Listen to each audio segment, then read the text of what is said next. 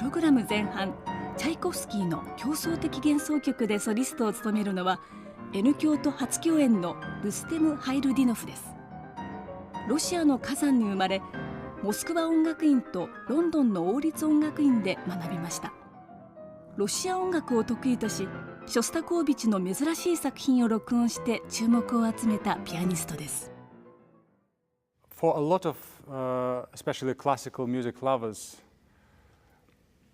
it's important to hear pieces that they know and they've heard many times. But for musicians, I think, and for me, it's completely other way around. I suggested to Maestro Ashkenazy to play something that very few people heard. It's a piece by one of the greatest Russian composers, Tchaikovsky, and yet very few people know it. It's this Concert-Fantasia, which I think is a great piece. It's not maybe the most profound of his works, but it's very, very attractive.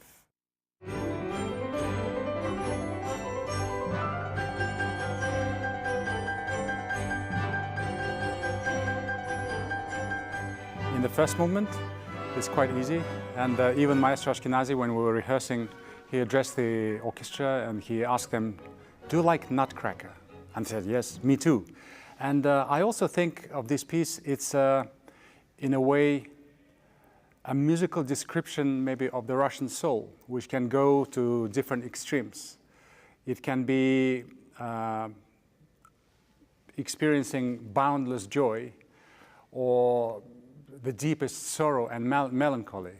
So, for example, the second movement starts with this very melancholic, typical Tchaikovsky, beautiful tune, and then it turns into this frenzy of a dance, a Russian dance.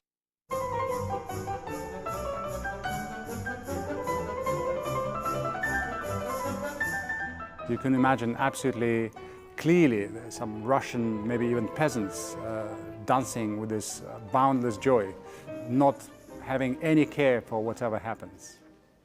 I have a theory that, to some extent at least, every nation depends on their climate. And the Russian climate is extreme.